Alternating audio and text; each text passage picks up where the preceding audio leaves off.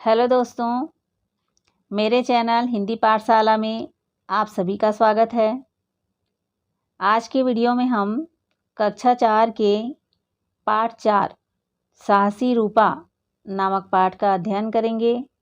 इस पाठ में एक लड़की की कहानी बताई है जो साहस और हिम्मत के साथ अपनी सहेली की जान बचाती है। इस पाठ का पहले हम वाचन करेंगे, इस पाठ को समझेंगे, उसके बाद इसके मायने को जानेंगे।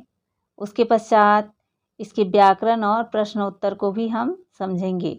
इस पाठ को पूरा समझने के लिए आप वीडियो को अंत तक ज़रूर देखिएगा और मेरे चैनल को भी ज़रूर सब्सक्राइब कीजिएगा।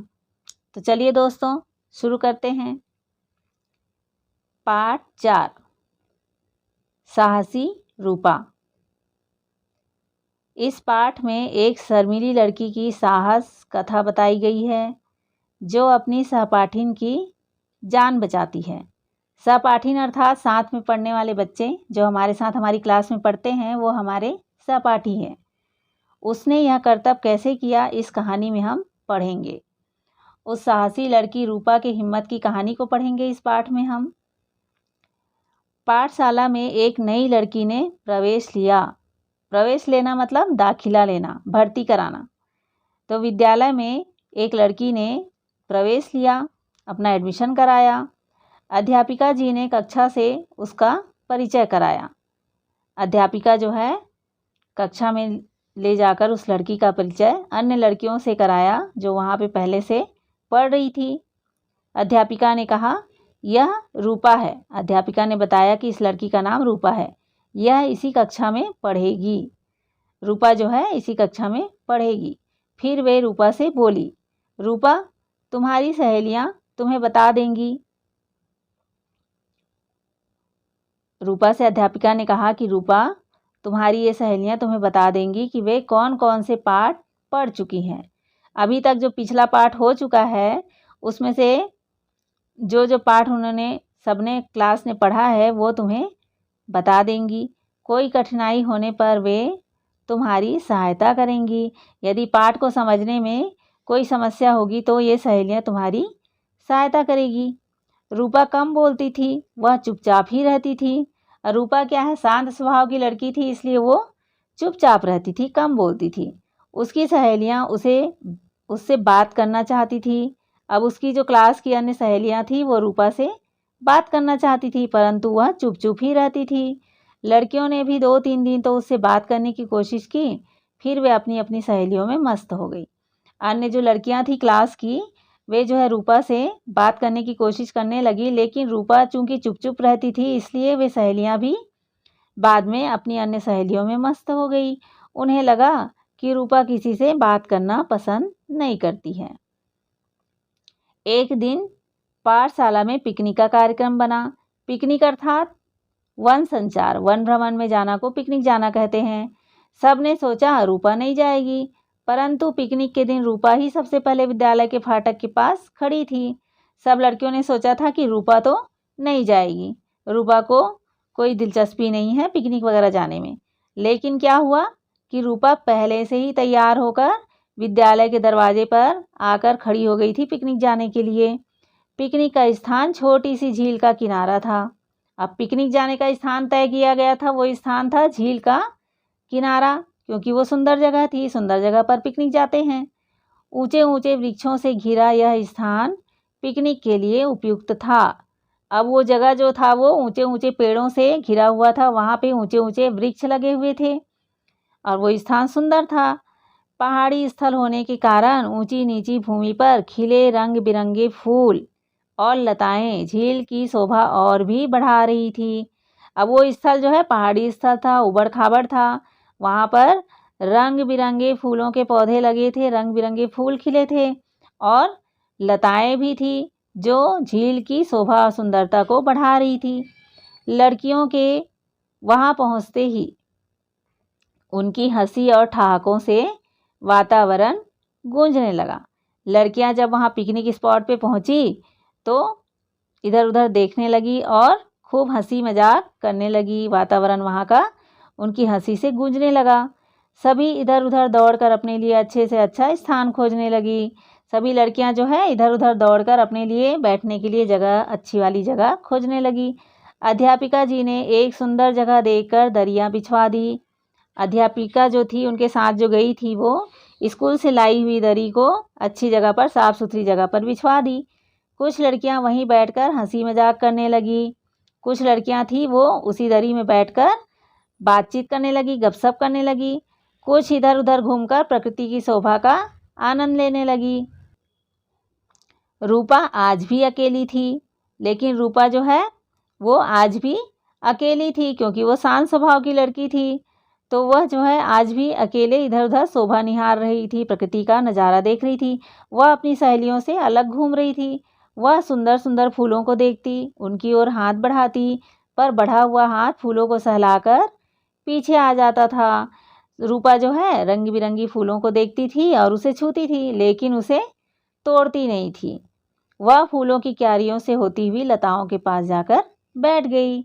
अब रूपा जो है फूलों को देखने के बाद वहाँ जो लताएं लगी हुई थी, नार लगी हुई थी, उसके पास जाकर बैठ गई। रूपा मन ही मन उस स्थान के सौंदर्य की प्रशंसा कर रही थी।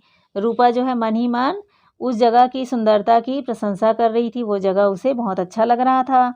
अचानक छपाक की आवाज़ हुई और एक चीख गूंज गई। अचानक क्या हुआ? छपाक की आवाज़ आई। छपाक किसको कहते हैं? जब पानी में कोई कूदता है या गिरता है तो पानी में गिरने से छपाक की आवाज़ आती है। वही आवाज़ रूपा को सुनाई दी और साथ में एक चीख भी सुनाई दी। रूपा उठकर तेजी से आवाज़ की ओर दौड़ी। अब रूपा जो है उस आवाज़ की ओर दौड़ने लगी, उस दिशा की ओर दौड़ने लगी जहाँ से आवाज़ आ रही थी। झील के एक किनारे पर उसे एक सफ़ेद कपड़ा सा दिखाई दिया। वह उधर ही दौड़ने लगी। पास पहुँचते ही उसे बचाओ बचाओ की आवाज़ सुनाई पड़ी। उधर जो है जिधर रूपा दौड़ी आवाज़ की ओर, वहाँ पर एक सफ़ेद कपड़ा सा दिखाई दिया और पास में जाने पर रूपा को और बचाओ बचाओ की आवाज़ जो है सुनाई पड़ी। उसने देखा कि उसकी सहेली शांति झील में गिरी हुई है। उसकी सहेली शांति जो है झील में गिर गई थी, वो वहाँ पर दिखाई दी रूपा को। वास्तव में झील के उस स्थान पर पानी कम और कीचड़ अधिक था। जहाँ पे शांति गिरी थी वहाँ पर पानी बहुत कम था, लेकिन कीचड़ जो है बहुत ज़्यादा था। वो जो है दलदली ज़मीन थी। एक तरह से झील का वह भाग दलदल बना हुआ था और लोग उस तरफ बहुत कम जाते थे।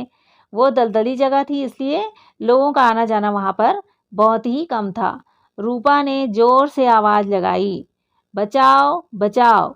रूपा जो है बचाओ बचाओ की ज़ोर से आवाज़ लगाई ताकि वहाँ पे और भी लोग हैं वो सुनकर वहाँ पर आ जाए और उसकी सहायता करें। उसने शांति से कहा, तुम धैर्यपूर्वक खड़ी रहो। उसने रूपा ने शांति से कहा कि तुम धीरज धरकर खड़ी रहो, अभी मैं किसी को बुलाकर लाती हूँ। परंतु शांति जो है हाथ पांव पटक रही थी। अब रूपा ने उसने कहा था कि धीरज धरकर खड़ी रहो, लेकिन शांति घबराहट के मारे अपना हाथ पैर पटक रही थी। इससे वह कीचड़ में और भी धंसती जा रही थी। अब शांति जो है हाथ पैर पटकने के कारण कीचड़ में और भी अंदर धंस रही थी।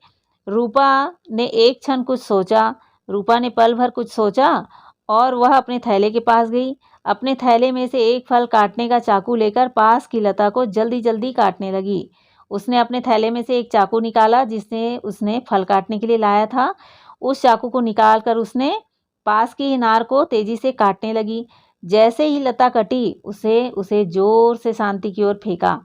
जैसे उसने नार को काट लिया, उसने उस लता को, नार को शांति की ओर फेंका और चिल्लाई। उसने कहा, इसे पकड़ लो शांति, तुम जो है नार को पकड़ लो, इसे दोनों हाथों से कस कर पकड़ना। जो नार को जो है शांति जो है तुम दोनों हाथों से कसकर पकड़ लो ताकि वो तुम्हारे हाथ से छूटे नहीं। शांति ने लता पकड़ ली और कीचड़ में पाँव मारने लगी। शांति ने उस नार को पकड़ लिया पर वो कीचड़ में पाँव मारे जा रही थी। रूपा ने कहा, इसे पकड़े रहो, पाँव मत मारो। रूपा ने उससे कहा कि तुम इस नार को पकड़े रहो लेकिन पाँव मत मारो, वरना तुम और ज़्यादा धंस जाओगी। मैं तुम्हें धीरे धीरे अपनी तरफ खींचूंगी। रूपा ने कहा कि शांति, तुम धीरज धरकर वहाँ पर खड़ी रहो, मैं तुम्हें धीरे धीरे खींच रही हूँ। रूपा लता को अपनी ओर खींचने लगी। उसके हाथ जगह जगह से कट रहे थे। अब रूपा जो है जोर लगाकर, बल लगाकर शांति को अपनी ओर लता को जो है खींच रही थी और नार जो है कटीला रहा होगा, इसलिए उसके हाथ, रूपा के हाथ जो है वो नार से कट रहे थे। उसका कुर्ता भी फट गया था, परंतु उसने किसी बात की परवाह न की। रूपा ने अपने चोट की परवाह नहीं की और शांति को बाहर लाने का प्रयास करती रही। शांति को बाहर लाना कोई आसान काम नहीं था। शांति जो है रूपा के ही उम्र की थी, उतना ही उसका वजन था और चूंकि वो दलदल में फंसी थी और दलदल से किसी व्यक्ति को बाहर निकालना बहुत कठिन काम होता है, आसान काम नहीं होता। इसलिए रूपा को बहुत हिम्मत करनी पड़ रही थी, पर रूपा ने हिम्मत नहीं हारी और धीरे धीरे उसे खींचती रही। शांति को भी अब अपने बचने की आशा हो गई थी। शांति को भी अब धैर्य लगने लगा था कि वो अब बच जाएगी। वह धैर्य से लता को पकड़े रही और आगे बढ़ते रही। शांति जो है लता को पकड़कर धीरे धीरे आगे बढ़ती रही। लोगों ने बीच बीच में रूपा जो है बचाओ बचाओ भी चिल्लाती रही। रूपा जो है नार को खींचते खींचते बचाओ बचाओ भी चिल्ला रही थी, जिससे आसपास के जो सुनने वाले लोग हैं वो भी दौड़ कर आए और रूपा की सहायता करे। लोगों ने बचाओ बचाओ की आवाज़ सुनी तो वे उधर दौड़े। रूपा की आवाज़ सुनकर वहाँ पर जो पास में थे वो भी उस आवाज़ की ओर दौड़े। रूपा बहुत थक चुकी थी, उसके शरीर से पसीना बह रहा था, उसका मुंह लाल हो गया था। अब रूपा जो है नार को खींचते खींचते बहुत थक चुकी थी और उसके शरीर से खूब पसीना बह रहा था, उसका मुंह पूरा लाल हो गया था। पर वह लता को खींचे जा रही थी, लेकिन उसने लता को छोड़ा नहीं था। छोड़ती तो शांति फिर से दलदल में फंस जाती, तो उसने लता को नहीं छोड़ा, पकड़े रहा और खींचती रही। उसी समय अध्यापिका तथा झील का एक चौकीदार वहां पहुंच गए और उसी समय रूपा की आवाज़ सुनकर अध्यापिका और उस झील का एक चौकीदार उस आवाज़ के पास यानी रूपा के पास पहुंच गए। उन्होंने रूपा के हाथों से लता ले ली और शांति को खींचने लगे। जो अध्यापिका जो पहुंची थी उसने लता के हाथों से रूपा के हाथों से नार को ले लिया और शांति को खींचने लगी।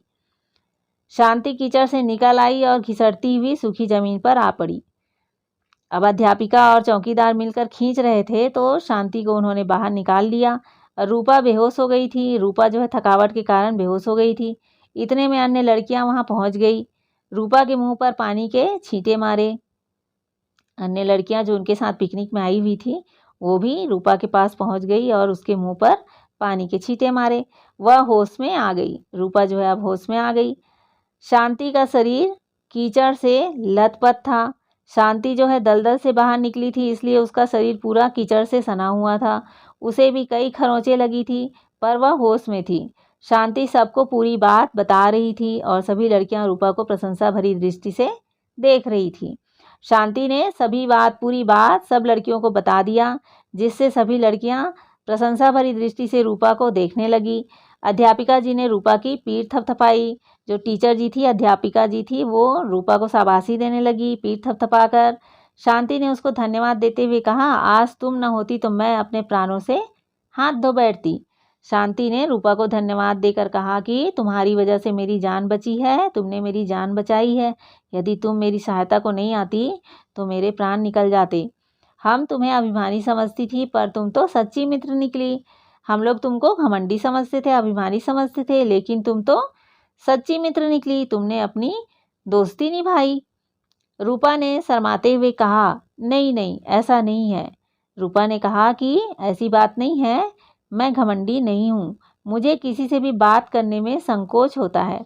रूपा ने कहा कि मुझे किसी से भी बात करने में संकोच होता है, इसलिए मैं चुप चुप रहती हूँ। तभी एक लड़की बोल उठी, हाँ, अब हम तुम्हें अभिमानी नहीं शर्मीली कहा करेंगी। तभी एक लड़की ने कहा कि अब से हम तुमको अभिमानी नहीं समझेंगे, तुमको हम शर्मीली कहा करेंगे। सभी लड़कियां ठहाका मारकर हंसने लगी और वातावरण में फिर से प्रसन्नता छा गई। अब सभी लड़कियां जो है जोर से हंसने लगी और उस वातावरण में फिर से खुशी का माहौल बन गया। सभी प्रसन्न हो गई। इस तरह से ये कहानी आप लोगों ने समझ लिया दोस्तों। इस कहानी का सार ये है कि हमें ज़रूरत पड़ने पर लोगों की, दूसरों की सहायता करनी चाहिए। अपने सामर्थ्य के अनुसार सबकी सहायता करनी चाहिए। इसके बाद हम इस पाठ के शब्दार्थ को समझेंगे। प्रवेश लेना माने दाखिला लेना, भर्ती होना। सहपाठी ने मतलब साथ पढ़ने वाली लड़कियां। ठहाका मतलब जोर की हंसी। घमंडी यानी अभिमानी। सौंदर्य माने सुंदरता।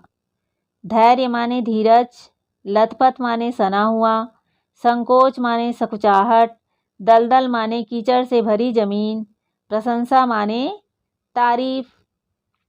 यहाँ पर कुछ शब्द मायने का दिया हुआ है जिसे चुनकर मैंने ये खाली स्थान में लिखा हुआ है। अब इसके आगे हम प्रश्न अभ्यास को देखते हैं। प्रश्न दिया हुआ है यहाँ पर कुछ, उसके उत्तर भी मैंने यहाँ पर बताया है। प्रश्न 1 है, कहानी पढ़कर रूपा के बारे में अपने शब्दों में लिखें। आप लोगों ने इस कहानी को ध्यान से समझ लिया, पढ़ लिया। अब इस उत्तर को जो है आप लिख सकते हैं कि कहानी में रूपा का कैसा चरित्र बताया गया है। तो उत्तर में हम लिख सकते हैं, रूपा शांत स्वभाव की शर्मीली लड़की है। वह साहसी और समझदार तथा प्रकृति से प्रेम करने वाली लड़की है। प्रकृति से प्रेम करना यानी वो फूलों को तोड़ना जो है नहीं चाहती, उसे देखना चाहती है। फूलों को तोड़ने से वो मुरझा जाते हैं, ये सोचकर वो फूलों को नहीं तोड़ती, वो प्रकृति से प्रेम करती है। प्रश्न 2 है, रूपा को साहसी क्यों कहा गया? उत्तर है, रूपा ने झील में गिरी हुई शांति को हिम्मत के साथ दलदल से बाहर निकालकर उसकी जान बचाई थी, इसलिए रूपा को साहसी कहा गया।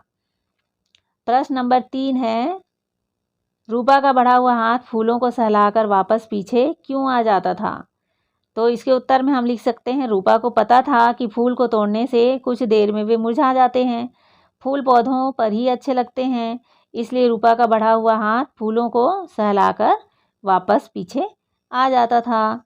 प्रश्न नंबर 4 देखिए, यदि तुम रूपा के स्थान पर होते तो शांति की किस प्रकार मदद करते? उत्तर है, यदि हम रूपा के स्थान पर होते तो शांति की मदद के लिए लोगों को आवाज़ लगाकर बुलाते या लकड़ी या बेल नार के सहारे उसे बचाने की या बाहर निकालने की कोशिश करते। ऐसा आप उत्तर में लिख सकते हैं। प्रश्न नंबर 5 है, पिकनिक पर जाते समय हमें क्या विशेष सावधानियां बरतनी चाहिए? सब पिकनिक पर जाते हैं, आप लोग भी जाते हैं, तो उस समय हमें क्या सावधानियां बरतनी चाहिए? उसके उत्तर में आप अपना विचार लिख सकते हैं। मैंने लिखा है, हमें खतरे वाले स्थान पर अकेले नहीं जाना चाहिए तथा अनजान जगह पर समूह में जाना चाहिए। अनजान जगह पर हमें अकेले नहीं जाना चाहिए, खतरे वाले जगह पर हमको अकेले नहीं जाना चाहिए, क्योंकि हम किसी भी संकट में कभी भी फंस सकते हैं। यदि हम समूह में जाएंगे तो कोई तो हमारी सहायता के लिए वहाँ रहेगा, इसलिए हमें अनजान जगह पर अकेले न जाकर समूह में जाना चाहिए। प्रश्न नंबर 6 है, तुम पिकनिक किस मौसम में जाना चाहोगे और क्यों? तो इसका उत्तर आप अपने विचार से लिख सकते हो कि आपको कौन सा मौसम अच्छा लगता है, जिस मौसम में आप पिकनिक जाना पसंद करोगे और क्यों जाना पसंद करोगे, वो भी आप लिख सकते हैं। अगला देखते हैं, भाषा तत्व और व्याकरण। आओ पढ़ें, समझें और लिखें। कुछ शब्द ऐसे होते हैं जो वाक्यांश के लिए प्रयोग किए जाते हैं, जैसे जो मांस खाता है उसे हम मांसाहारी कहते हैं। इसी के आधार पर नीचे प्रश्न है। प्रश्न 1, नीचे दिए वाक्यांशों के लिए एक एक शब्द लिखो। यहाँ कुछ वाक्यांश दिए हैं जिसके लिए एक शब्द लिखना है। क है, जो फल खाता हो, जो फल खाता हो उसे फलाहारी कहते हैं। ख है, साथ पढ़ने वाली को सहपाठिन कहते हैं। ग है, जिसको होश न रहे, अब जो जिसको होश न रहे उसे बेहोश कहते हैं। घ है, जिसे बहुत अभिमान हो, वो अभिमानी कहलाएगा। अंगा है, जिसका मूल्य आंका न जा सके, जिसकी कीमत ना की जा सके, वह अमूल्य कहलाता है। प्रश्न नंबर 2 देखिए, इन शब्दों को वर्णमाला के क्रम में लिखो। वर्णमाला अर्थात हिंदी के 52 अक्षर अ आ इ से लेकर क ख ग घ अंगा के पूरे 52 अक्षर, उसके क्रम में इन शब्दों को आपको जमाना है। पहला अक्षर अ से अध्यापिका, अध्यापिका शब्द पहले आएगा। उसके बाद उ से उनसे, उनसे के बाद में आ गया क से कठिनाई। उसके बाद अगला कौन सा शब्द आएगा? प से परंतु। उसके बाद प से पसंद। उसके बाद ब से बचाओ। उसके बाद ल से लकड़ी। फिर आएगा ल से लता। उसके पश्चात में आ रहा है स से सहपाठिन। इस तरह से वर्णमाला के क्रम में हमने ये वाला शब्द जमा दिया है। आप भी इस तरह से कोई अन्य शब्द भी जमा कर लिख सकते हैं। जो शब्द आपको परीक्षा में दिया जाएगा आप उसे इसी प्रकार से जमा सकते हैं। प्रश्न 3 है, धैर्य, ग्रह, राष्ट्र, कारण, इन सभी शब्दों में र का प्रयोग अलग अलग रूप में किया गया है। नीचे दिए गए शब्दों में र जोड़कर उनके उचित रूप लिखो। यहाँ दिया है क गाम, गाम शब्द दिया है, गाम में र जोड़ोगे तो ये ग्राम बन गया। ख है सिफ, सिफ में र जोड़ने से सिर्फ बन गया। र देखिए र की निशानी है रहरेप, यहाँ पर ऊपर चांद जैसा दिख रहा है, ये है रहरेप। र के स्थान पर ऐसा चिन्ह लिख सकते हैं। ग है किया, किया जो है र जोड़ने से क्रिया बन गई। क्रिया ये देखिए यहाँ पर र के स्थान पर ऐसा लकीर खींचा हुआ है, र पदेन कहते हैं इसको। तो किया में र जोड़ने से क्रिया बन गया। घ है काय, काय में र जोड़ोगे तो कार्य बन गया। अंग है आय, आय में र जोड़ने से आर्य बन गया। च है पथम, पथम में र जोड़ के प्रथम बन गया। छ है वश, वश में र जोड़ोगे तो वर्ष बन जाएगा। ज है टक, टक में र जोड़ने पर ट्रक बन गया। इसी तरह से आप और भी शब्द बना सकते हैं, सोच सकते हैं, जो दिया जाएगा उसको आप लिख सकते हैं। प्रश्न 4, पाठ में शब्द आया है दलदल, इसमें 2 वर्णों का 2 बार प्रयोग हुआ है। ऐसे 4 शब्द या पद लिखो जिनमें 2 ही वर्णों का 2 बार प्रयोग हुआ हो। मैंने लिखा है इसी तरह के 2 वर्णों का 2 बार प्रयोग होने वाला शब्द, जैसे मलमल, खटखट, सरसर, फरफर। आप भी कुछ ऐसे ही शब्द अपने विचार से अपने मन से लिख सकते हैं।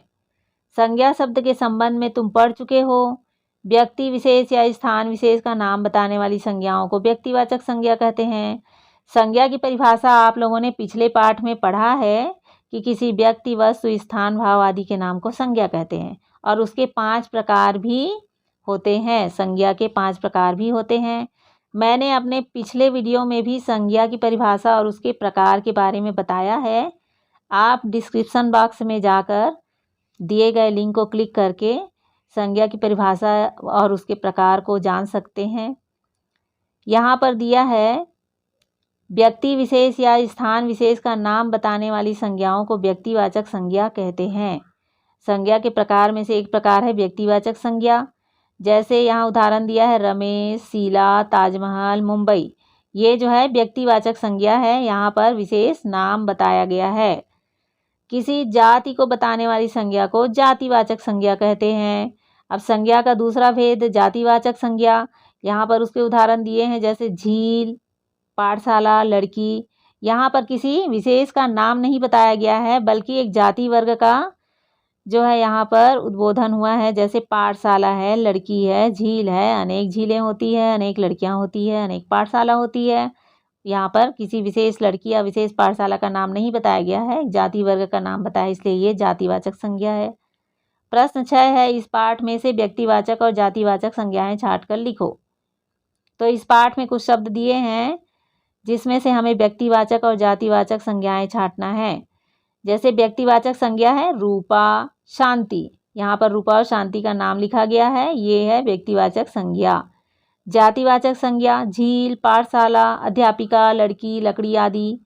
तो यहाँ पर ये जाति वर्ग का उदाहरण है, झील, पाठशाला आदि, ये जातिवाचक संज्ञा कहलाएगी।